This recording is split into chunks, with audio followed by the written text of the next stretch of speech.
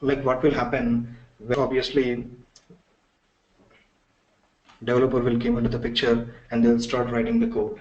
They'll start writing the code based on the requirements of a particular application, or maybe based on a feature which is which are going to implement, or might be anything.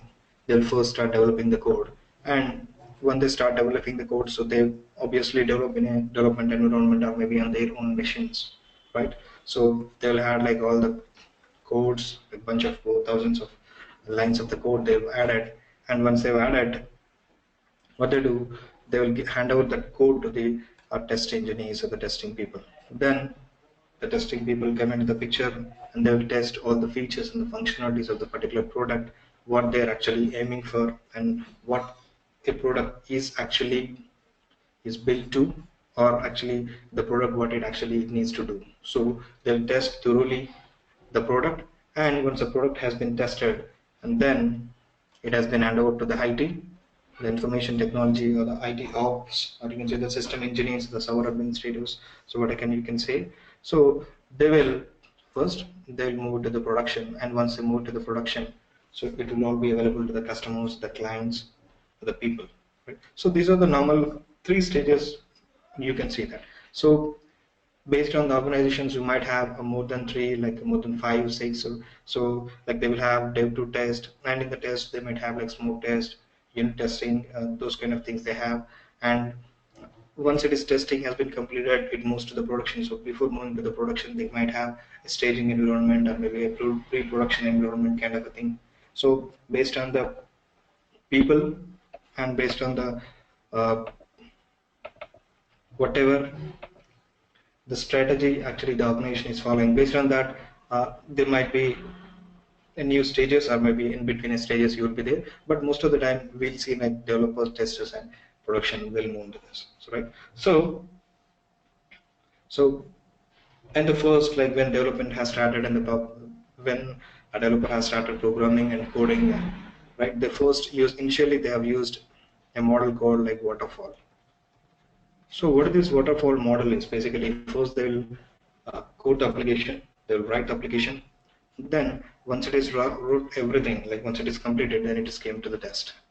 And here if they found any bugs, any issues, any functionality related issues, it might be any problems, right? So they'll again send back the feedback from the test to the development team, and then again development will start at fixing those bugs, and what are the problems they have faced while testing that, and if the functionality is not properly working, something like that, right? All the feedback went to the development team. Again, they will change based on that. Once again they've changed, it go back to the test, right? Again, they will test for some time, and if they have anything, again it will be feedback. Otherwise, it will go to the next level. But here, we can see the problem with this waterfall model is that.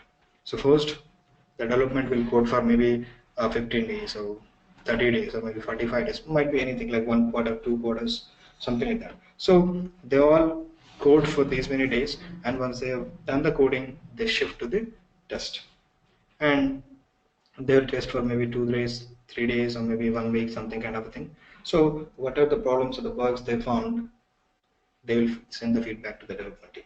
Right here, what happened? There is a time delay is there. If you can see that. So they have, let's say, take an example. They have done the coding for 30 days, and they will send to the test.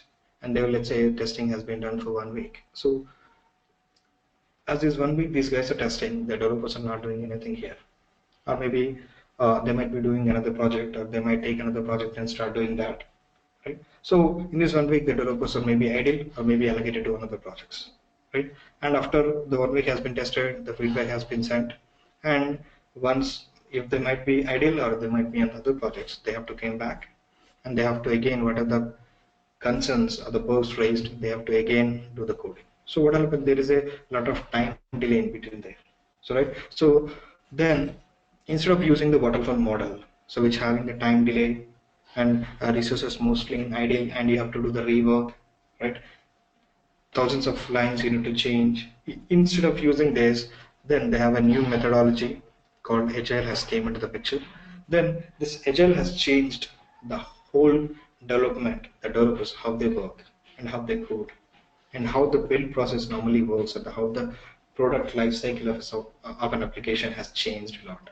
Then what they'll do it, instead of writing the 1,000-line codes of 30 days, 1 quarter or 2 quarters, what they're doing, they're only coding for few lines of code or maybe few applications first. They will code it and then they will test it.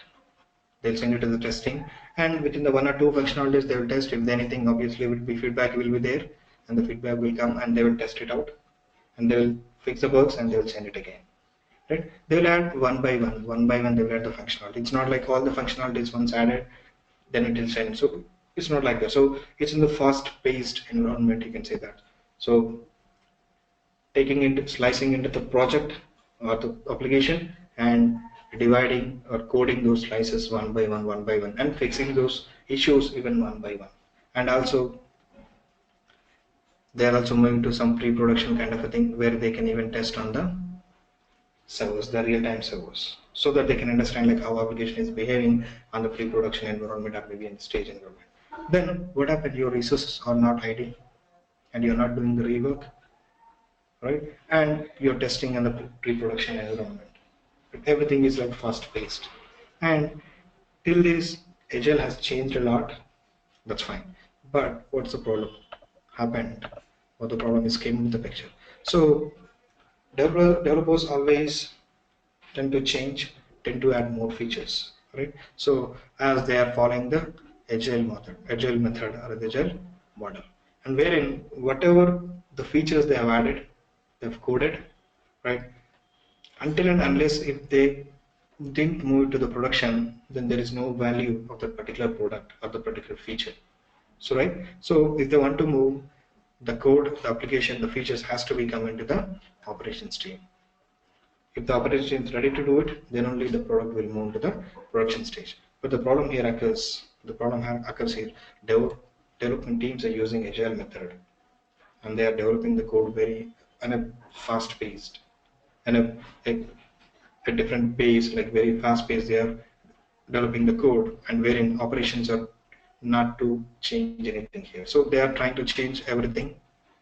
They're ready for change, but these guys, the operations team is not ready for change, because if something happens to the production application, it's on their feet. So they don't want to do any change at all. They don't want to do much changes here.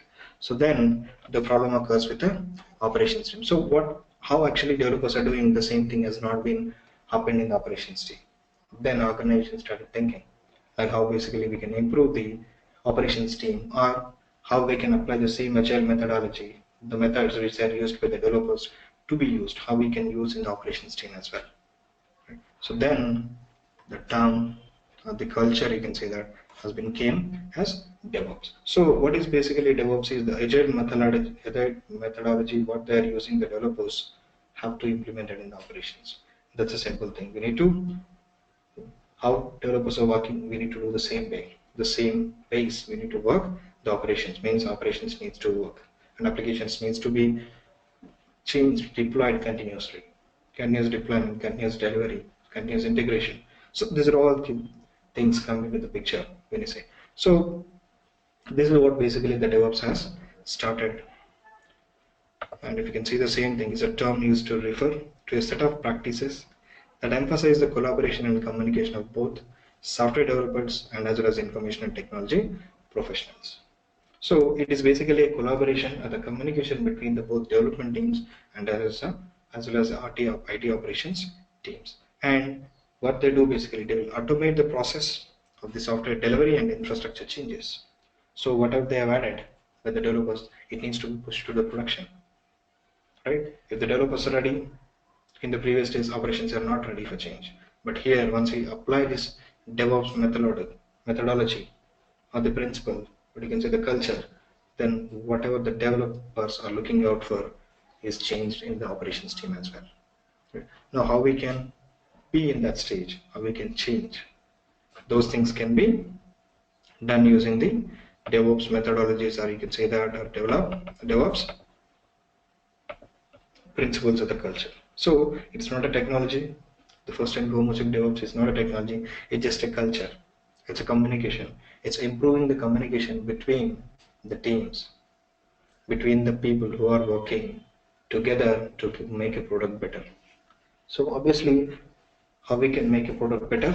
By having each other collaborate, so that we can have the issues on board, have the bugs on the board, have the problems on the board, so that we can discuss and we can resolve things. And it aims at establishing a culture, as I told, an environment where building, testing, and releasing software can happen rapidly, frequently, and more reliably. Right? So for the products and applications, features to be added very fast. You don't want any delay, and you don't want any slow in the applications or the features which added newly. And it should be more reliable. The application should not be goes down. It should not have issues. If your application or the product will have an issues, people started leaving that product. They look for another alternatives. Right? So it should be basically how can you make changes rapidly, frequently, and more reliably. So we'll try to do the same way in our sessions as well. We'll try to see how basically we are getting the products, getting the code, and how rapidly, how frequently we can integrate, we can build, we can test, and we can move to the production environment. So how this process will work by one stage to another, from development to test, from test to build, from the build to production. So how we can automate the things. All about is how we can automate the things is basically the DevOps. Now, so what is DevOps is not. So we discussed like what is DevOps is. No, what it is not. It's not no ops. Right? When somebody says as a DevOps is coming, so maybe operations team will lose their jobs, or administrators will, system engineers will lose their job. It's not like that. It's not taking the jobs of administrators or the operations team. Right? Some folks think that developers are taking over operations.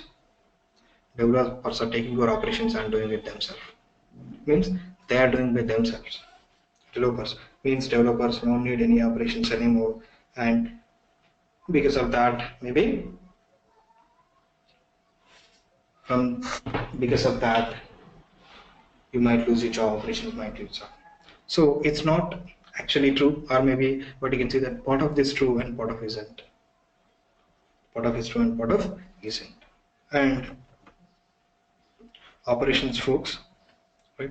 Operations folks have realized themselves that existing principles or the processes or the practices, the change minute you might see that in the organizations you might see a change board will be there, a change management will be there. So if you want to change anything in the production, so it will be a long process. It might take 1 week, 10 days kind of a thing. It will take a longer time to change anything. That should not be there. You should not have that much time to change something. You should not wait that many hours, that many weeks or days to do changes. Right? It should be very fast and very rapidly and very frequently to change.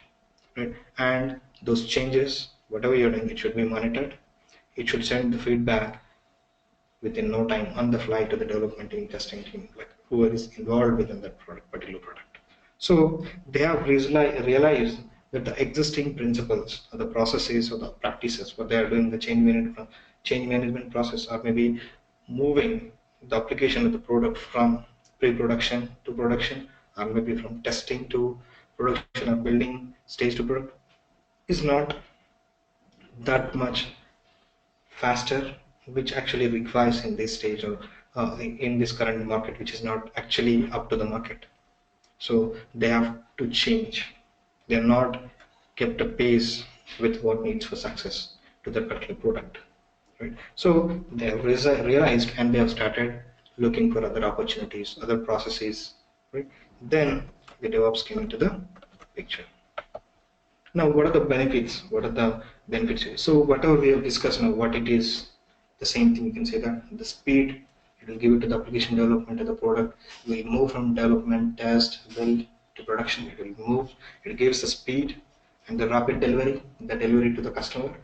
So if you're taking a longer time to give the delivery to the customer, obviously he will not happy. Right? So it should be very fast paced and reliability. The application of the product should be reliable and its scale. So based on the load, right? So we might see in the Flipkart like examples of e-commerce like Flipkart, Amazon, right? Normally you might see only few people doing online business normal days, but if you have some kind of a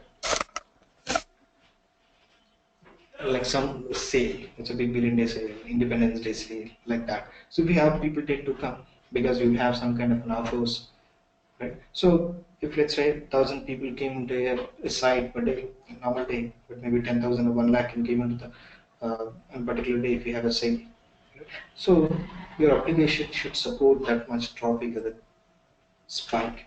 So it should be scale up and as well as scale down. That also needs to be supported, and that will be done by using this DevOps and improved collaboration. So the people, or you can say the teams who are involved in particularly developing or moving the particular application, they will have more collaborations, right? And the security, you don't need to wait for any application related bugs to come, or maybe any application issues, or maybe any application on the server security issues can come down once you move to the production.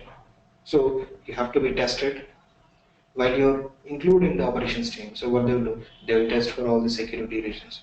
They'll see they'll employ all the security methodologies. They'll employ all the security things on the particular. They will secure your application. They will secure the code. So it's not like once you coded everything, then IT operations came in and they'll try to secure. It's like whatever you're adding, they're securing step by step, like as the same way like how developers are doing. So it will give more security, more collaboration, more scalable, more reliability, and more delivery speed, and as well as the development speed. So this is what actually the aim and the benefits of the DevOps. So we might see the terminologies like continuous delivery, continuous integration, continuous deployment, continuous monitoring. So everything it has the continuous. So what is continuous means? It's like it should not stop anywhere. We need not to have any halts. So once it is started the process, it has to be completed till the end.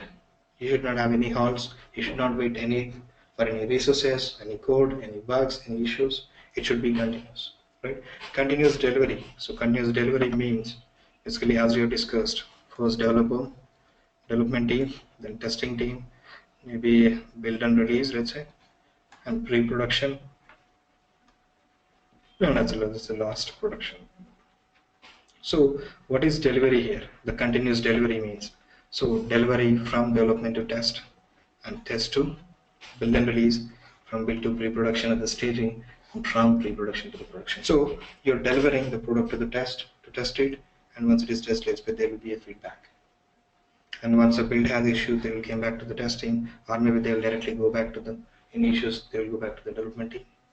Right? It's a continuous delivery from one team to another team.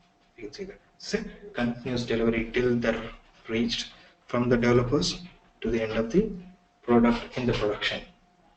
Means till the production has been live, and it came into the useful to the customer or to the client. It's available to the customer. So this is what continuous delivery means. You're delivering your application, your code, your product from one team to another. And we have another thing like continuous integration. So here what we are doing, we're building the things. Once you're testing, we are building things. We are making artifacts here, right? We are making artifacts here. So like you can see that compiling, what are the code which has been developed by the developers, and we basically compile the code and execute on the pre-production of the staging environment. If we have any issues, any bugs, again they'll be reported back to the development team. The feedback has been sent. So you have to continually integrate. So let's say the developer has written 10,000 lines. Maybe in the first thousand lines itself there is an issue. Right? So if you have tested within the first 1,000 lines, they should have released in the first point itself, in the first time itself. Right? If you have waited till the 10,000, again the problem will occur in the first 1,000. You have to repair that, you have to resolve that bug, and whatever is dependent on that particular 1,000 lines, within this remaining 10,000 lines, you have to again do the change. You have to rework everything. You have to rework, right? So we make small changes, small development, small integrations until all smalls will be in a big product, a big application which will go into the live to the customers. That's for the continuous integration. And we have continuous deployment, right? So continuous deployment, when they code something, when they add some feature, let's say they add some 5,000 lines, it should be going to the production. So how it should be, right? So it should be done by using this continuous deployment. So once they have coded, it should be tested, it should be built, the artifacts needs to be sent to the pre-production, and once it is done, it should be going to the production. So it's all needs to be come and deliver and complete within automatically. So developers need not to wait for the testing engineers or the build release engineers or the pre-production guys and the IT operations. So it should be automated in such a way that you can, if they added some code, it should be moved and it's tested, built, and it will go into the live. That's what you can do, the continuous deployment and continuous monitoring.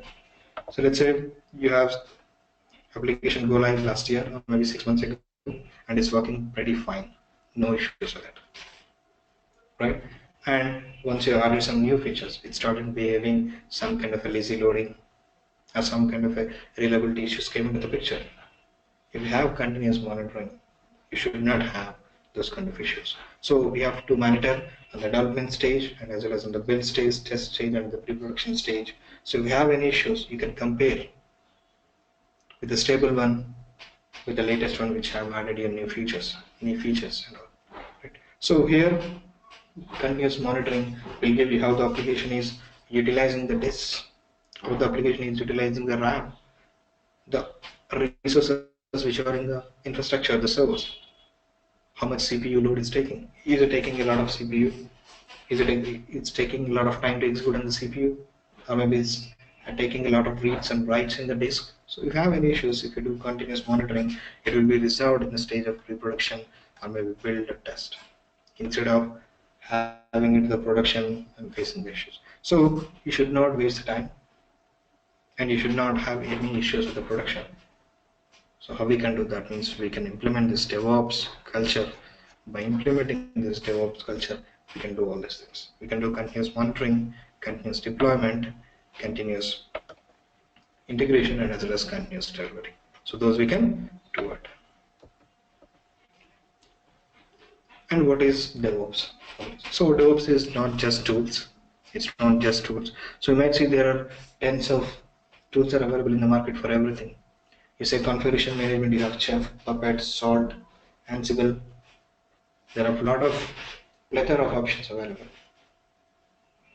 But which one to choose? And if you take continuous integration, we have Jenkins and we have other tools as well. And the same with containerization. We have Docker, Kubernetes. Right? So there are a lot of options for each and everything. You want to test, you want to build, right? So which one to choose? It's just not learning the tools will help you out in the DevOps.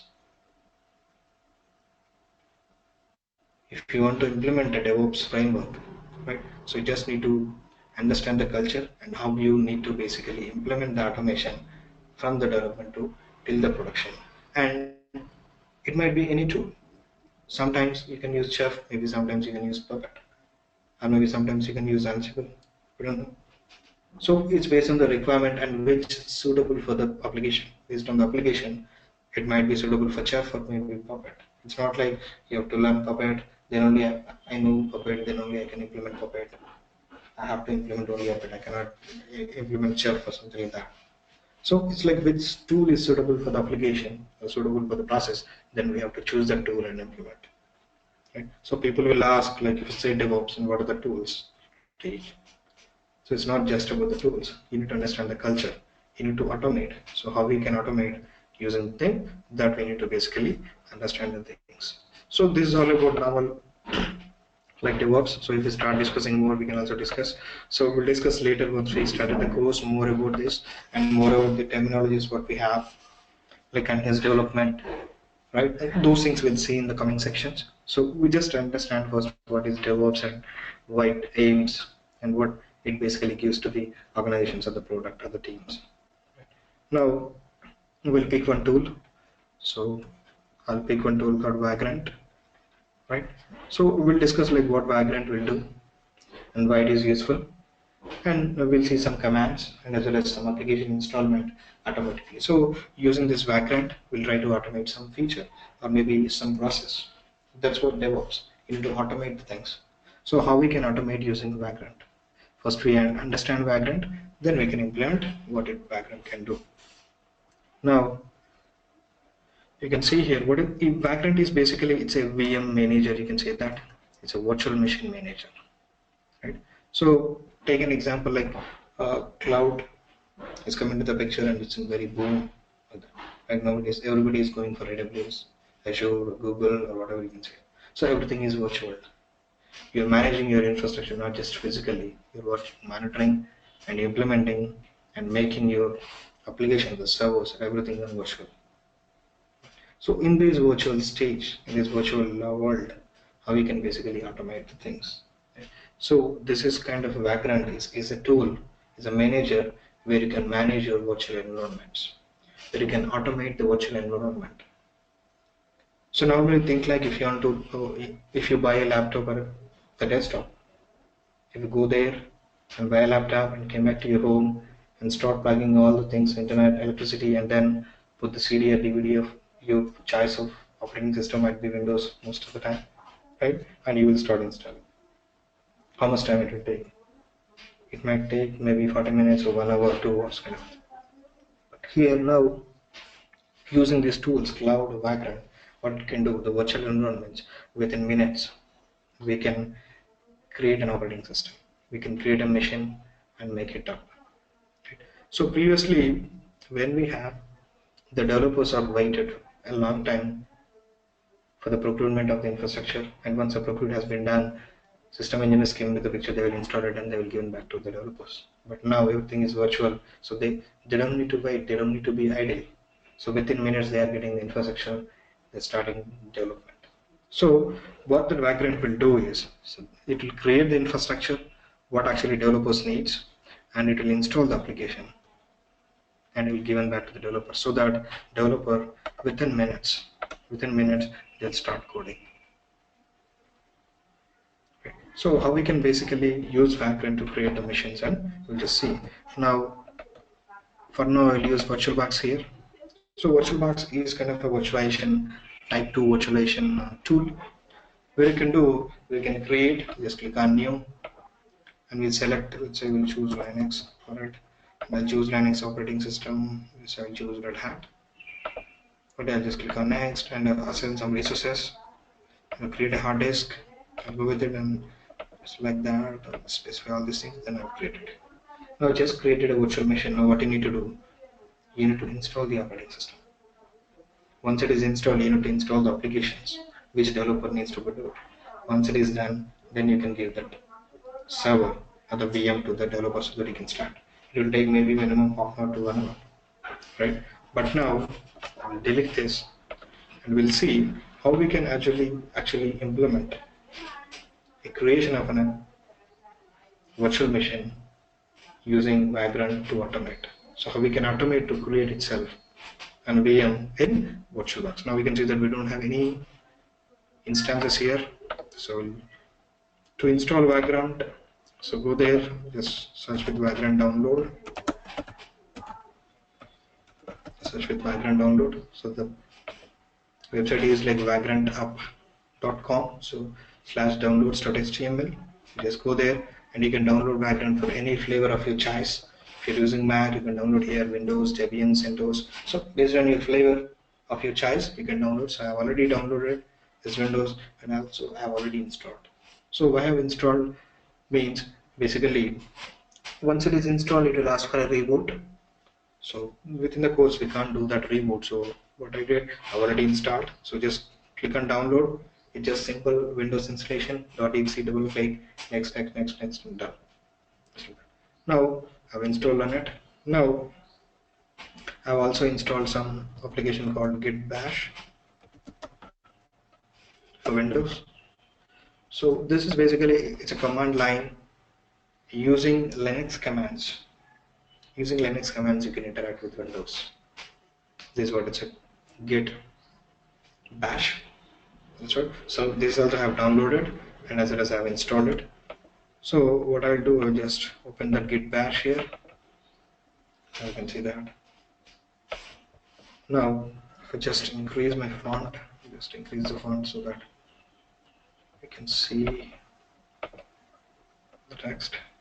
So we create, let's say, 14.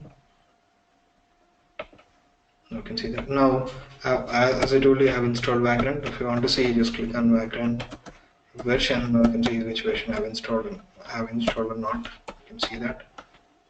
Now you can see that we have installed Vagrant 1.9.2 like that, right? And now if I execute Vagrant Status, so this status command will show me like if you have any instances, like any virtual machines is running in this particular machine. It will tell you. So just wait here, it's taking some time.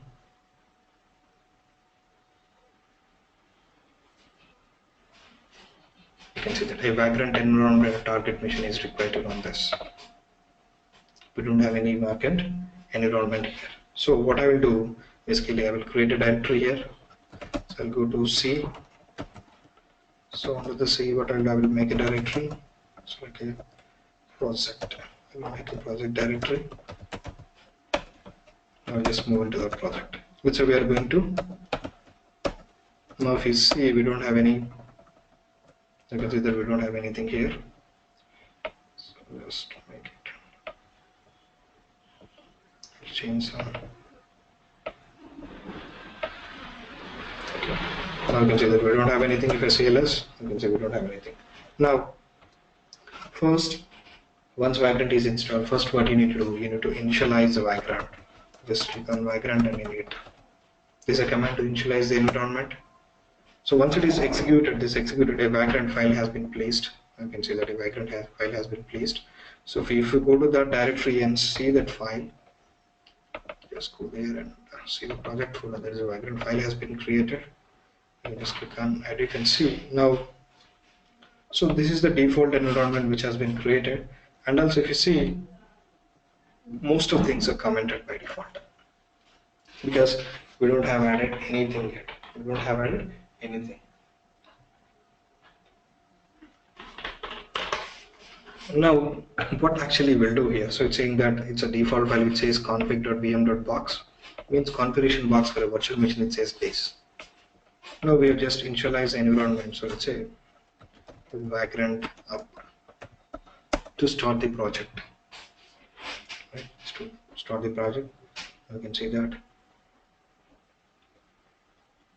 You can see that it's getting an error. So what is that error? We can see that it says default box base could not be found. So if you see this configuration file here, if you see the configuration file in that, if you can see, it says config VM box base. So what it will do is it searches the boxes in this URL, in this particular URL. So I just copy this URL. I just open it here. So it is searching for the boxes with the name base. I can search with base. Now you can see that we don't have any virtual machine with base. There is a something is there, but it's markmove/base. It's not just base, right? If you want to install Ubuntu machine, you search with Ubuntu, you can get all the things here, right? Now this Ubuntu.trusty64 is there, which is a LTS version of Ubuntu, which 14 version. So if you want to install, if you want to initialize, so what you can do, you can just Vagrant init, but we are already in it, we already initialized, right? So what I can do, I will initialize with now Ubuntu with a machine. So I'm trying to install Ubuntu Trusty64, right? I'm just click on force because otherwise it will not work. If I run without force, let's say, it will give an error. If it tries to see, it will give an error. It says Vagrant file is already exist in this directory, removed before running Vagrant in it, right? So because we already first started with Vagrant in it with nothing, so that's why it's it. Now what I'll do, I'll force it so that it will be initialized and the Vagrant file will be changed. You can see that if I reload, now you can see that config.vm.box it says Ubuntu Trustee 64. It has been changed, and it will search this name in this URL, and it will find that particular box virtual machine, and it will download and install it. Now just click on this Vagrant up again. Previously we got an error. Now we'll try to see here. Now you can see that bringing the default which in VirtualBox provider. You can see that it started downloading. It's finding something. This Ubuntu Trustee 64 and it started downloading. Now you can see that. It will take some time to download. Just wait. So for the first time it will download the box and we'll put it in some location. We'll see in the comment sections where it will put and all those things. And whenever you want to create a virtual machine, within minutes, within 1 to 2 minutes, you will get ready with the machine. So just wait here. So it's downloading. It's almost like 20% has been completed, 18%. So just wait here.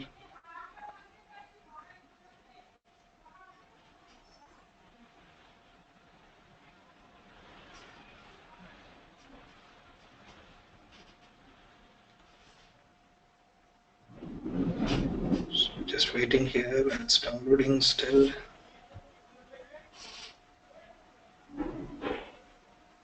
So for the first time, the box will be downloaded. So once it is downloaded, whenever you want to use the same box for your application installs or maybe applications, products you want to install with using this Ubuntu 14.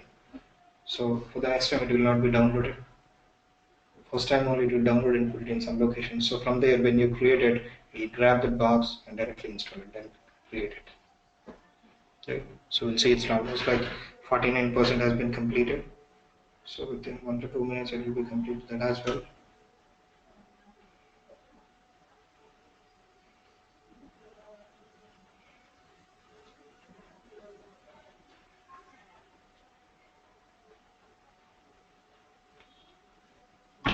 It's almost 65% done. So just right here.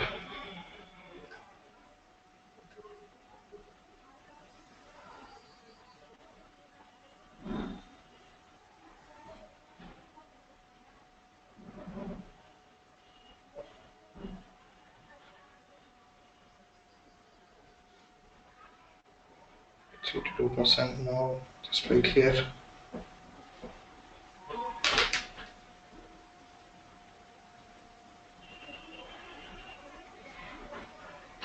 So what this Vagrant is basically it's doing is, we don't need to create a virtual machine, we don't need to install it. It will directly go there and grab some virtual machine like whatever we initialized with. So now we have initialized with Ubuntu Trustee 64, means it's a 64 operating system, 64-bit operating system, which is Ubuntu 14. It's going and downloading and creating and installing it. So previously when I open VirtualBox, I don't have any single virtual machine is created, right? But now once this execution completes, we can have a virtual machine ready with already installed, pre-built operating system. See that? So within minutes we can create an operating system.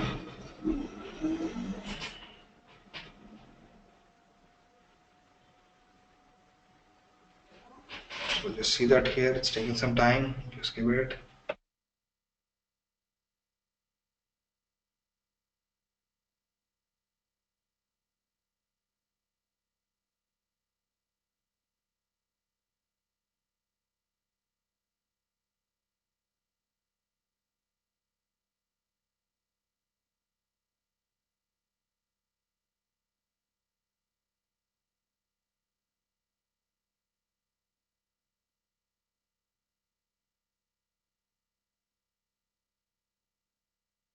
So it's enabling SSH here, now we can see that. It's creating a forwarding port as well. You can see that. So we can also see how we can manually add both the ports, but also we can see that.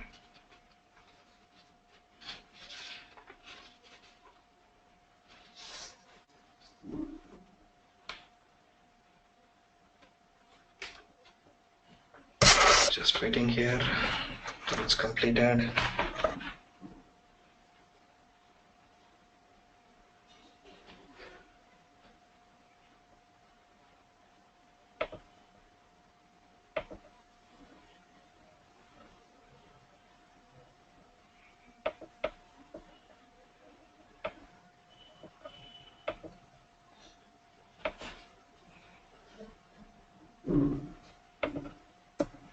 So waiting here, it's creating now. And if you can see that, now you can see that there is a project default, which is the name with our project, has been created and running. You can see that the state is it running, right? So just wait here.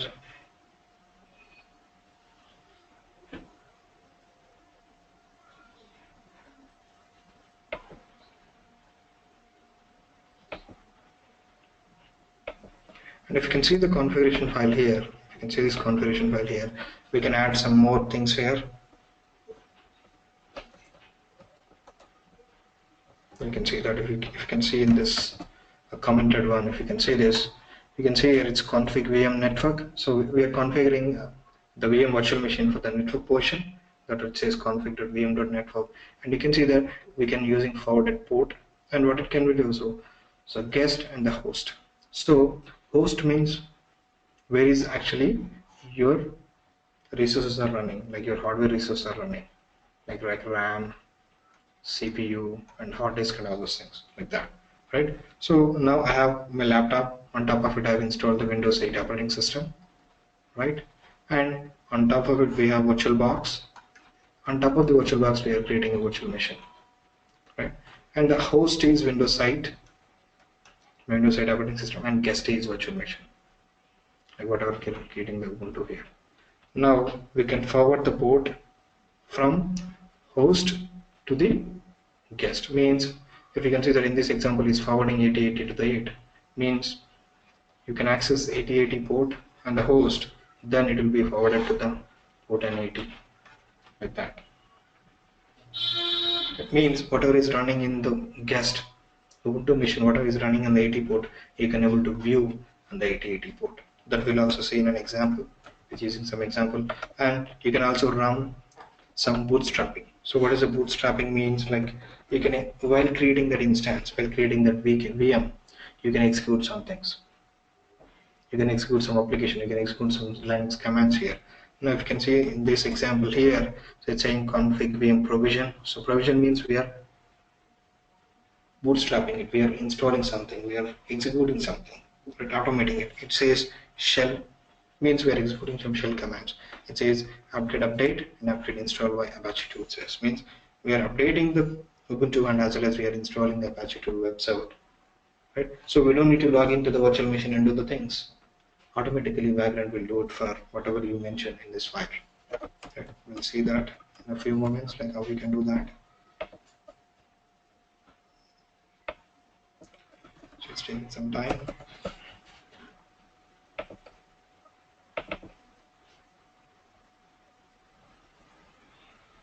Oh, I think there is an issue with the system, so that's why now we can see that.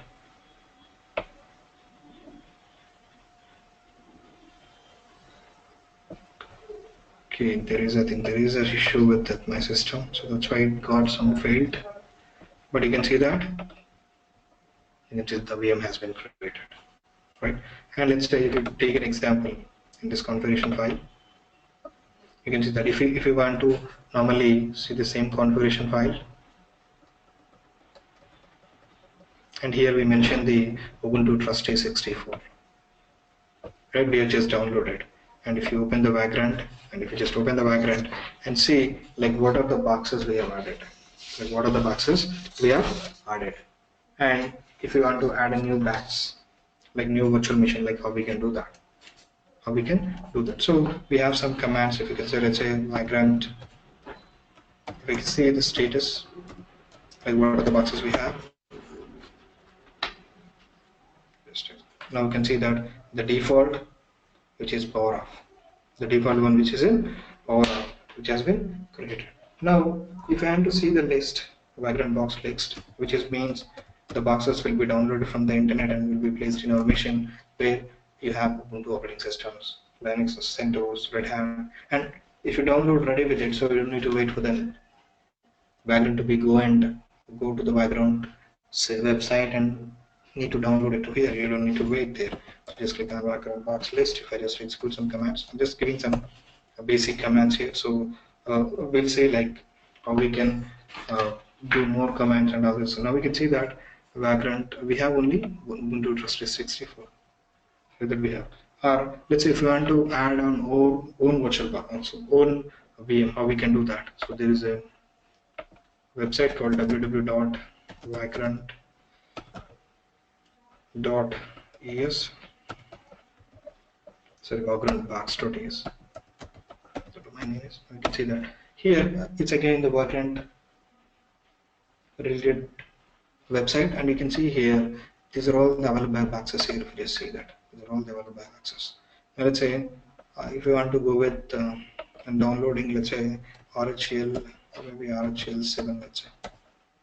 Okay, there's no RHL 7. Maybe we'll go with the CentOS 7.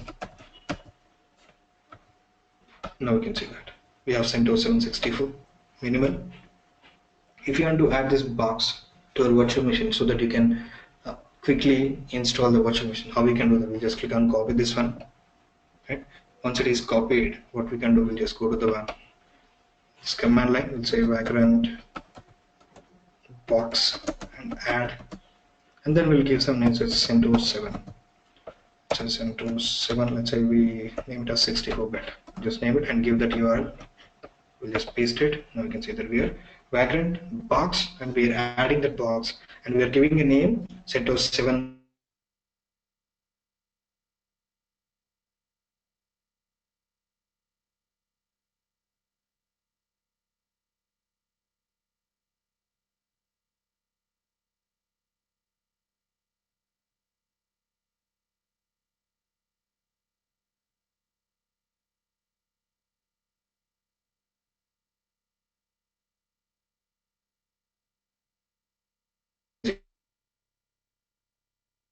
It started downloading here.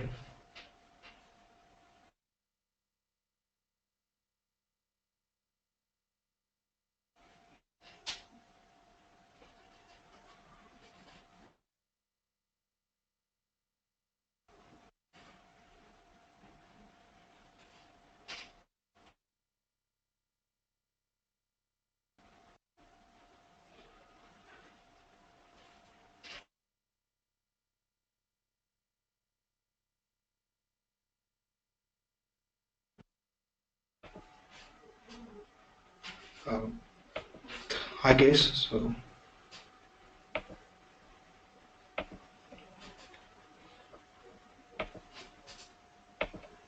so because of some network issue, I have been disconnected and connect back. You can see that this execute this command, just re-execute this command. This has been failed because of the internet problem, this internet search. It will go there and download it. You can see that it started downloading here, the box progress, right? So once it is downloaded, it will be added to the box list. And if you want to create, this machine, virtual machine with the same box. So what you need to do is you need to say Vagrant init and what are the name we have given, like we have given CentOS 764, so that it will go to the particular folder, like wherever it's the boxes has been downloaded. It will pick that folder, it will pick that particular file, and it will install a VM in the virtual box. In this VM, it will install it. So this is how normally the Vagrant works. So we'll see more on this, like how we can automate the things. I think we don't have much time here.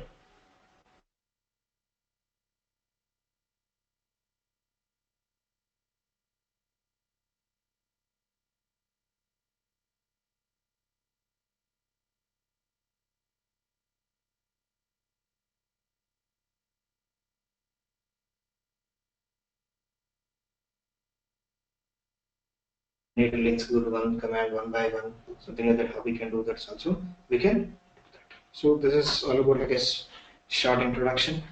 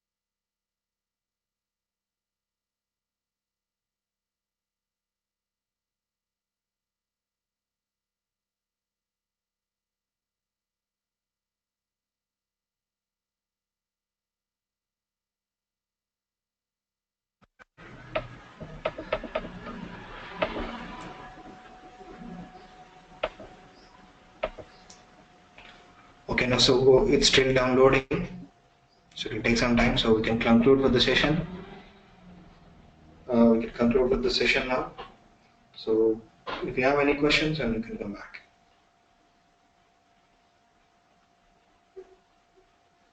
So we'll see the more commands in the next sessions, like how we can add different things, how we can configure, how we can provision, and what are the networks we can create in the background. And those things we'll see. I think we are good with this, Satya. Pardon?